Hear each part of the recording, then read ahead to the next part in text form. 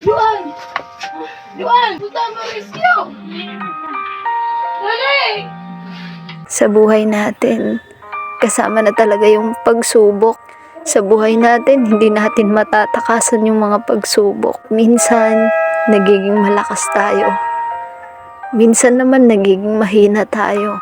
At sa mga pagsubok na yon, may isang pagsubok na talagang hindi natin halos kakayanin. Na parang mas pipiliin na lang natin sumuko. Wag! Akala namin, kalma ka na. Akala namin, sapat na yung makita mo na nahihirapan yung bunso. Dahil nagkakaganyan ka. Pero, magaling kang magpanggap. Magaling kang magpanggap na kalma ka na. Hindi nagtagal nung iniwan ka namin. Akala namin tulog ka na. Pero, wala kaming kamalay-malay na. Nagbikti ka na pala. Ang hirap makita na nagkakaganyan ka. Ang hirap para sa amin na makitang mahina ka. Alam mo naman na 17 tayong magkakapatid. Kinaya tayong buhayin ng mga magulang natin. Kahit mahirap. Gusto kong makita mo yun. Kung gaano sila naging katatag. Mabuhay lang tayo. Gusto kong maging katulad natin sila. Kung paano sila naging malakas. Kung paano sila lumaban sa hamon ng buhay. Mapalaki lang tayo ng maayos. Mapakain lang tayo sa araw-araw. Gusto kong maging katulad natin sila. Na hindi basta-basta sumusuko sa hamon ng buhay. Madami ng gulo ang naganap. Madami ng alitan, away, tampuhan. Marami ka na ding gulong pinasok para lang sa pamilya mo. Pero sabi naman namin sa'yo, di ba? Na hindi mo kailangan gumanti sa maling paraan. Pero kahit ganun, kuya, hindi kami nagkulang na ilapit kayo kay Lord na sana wala ng alitan, tampuhan, na sana wala ng gulo, kuya. Parang kahapon lang, alam nyo naman, di ba? Na hinihiling namin ni Papa na makumpleto ulit tayo. Na magsama-sama ulit tayong magkakapatid. Pero paano tayo makukumpleto kung mawawala ka? Ang hirap, kuya, na bilang nakakabatang kapatid na makita kayong nagkakaganyan. Sana makita nyo kung paano kami lumalaban sa hamon ng buhay. Sana maging fair din kayo. Tulad namin. Ang dami namin pangarap ni Papa. Para sa inyo lahat yun. Para sa atin lahat yun na magkakapatid. Ipapakita pa natin sa maraming tao na mali yung iniisip nila sa atin. Ipapakita natin na hindi tayo ganito lang.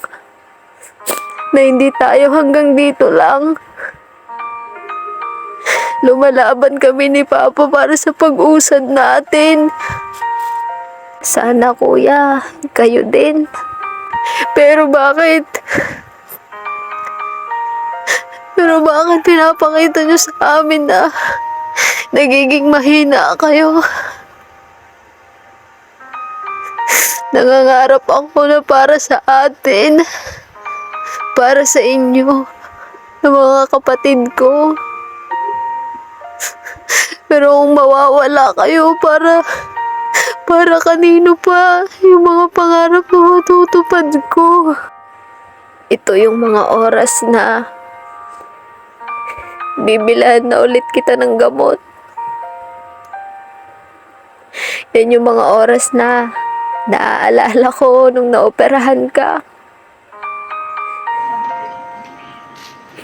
Sabi ko nun, ito na yung huli na makakasama kita sa rescue.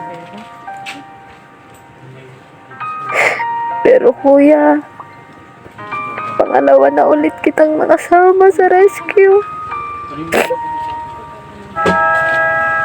Ang hirap na masaksihan yung mga ganitong pangyayari sa pamilya natin, sa inyo.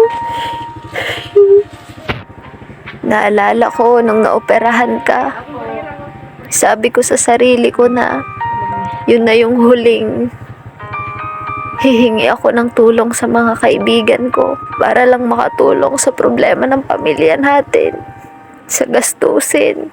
Ang hirap maging nakakabatang kapatid sa ganitong sitwasyon kasi kami yung wala pang maitulong na sapat. Kasi alam nyo naman na kami yung walang stable na pinagkukunan. Kaya sana sa susunod maging matatag ka na.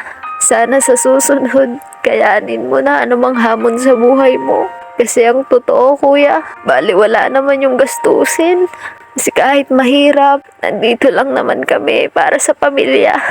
Kasi kahit ganito yung pamilya natin, nagtutulong-tulong pa rin naman tayo. Ang mahirap kuya, yung makita na habang lumalaban kami, pinapakita nyo naman na nagiging mahina kayo.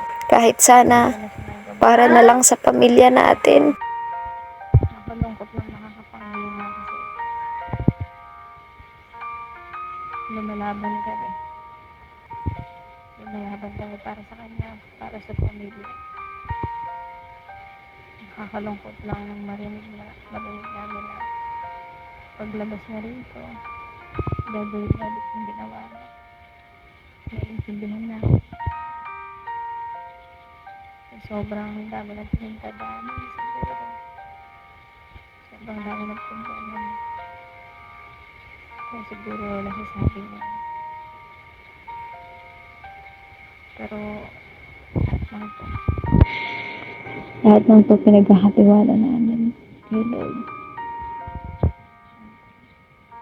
Para saan ba? Lahat nato magbubungad yun. Parang dati lang na-operahan siya, diba? Humingi ako ng prayer niya. And nakasulubad naman siya. Kaya humihiling ulit ako ng prayer niya, guys. Alam ko malakas ako sa inyo. At alam ko marami din na malakas din kay Lord. Samahan niyo kami pag-pray na malagpasan niya to at palagpasan. Yun, hinihintay namin na magkaroon ng result yung x-ray niya kasi hindi siya makapagsalita kanina dahil yun sa tikpin ng dito. Alam ko dito yung bunso na yung pangalan.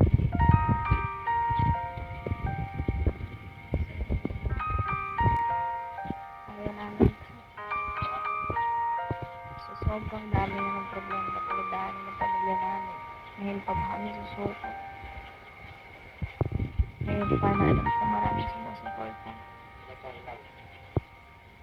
Ngayon pa na alam ko maraming ang naniniwala sa amin ni Papa.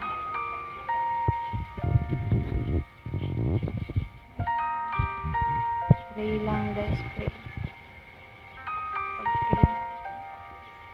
Lagi mga katulad ng kuya ko.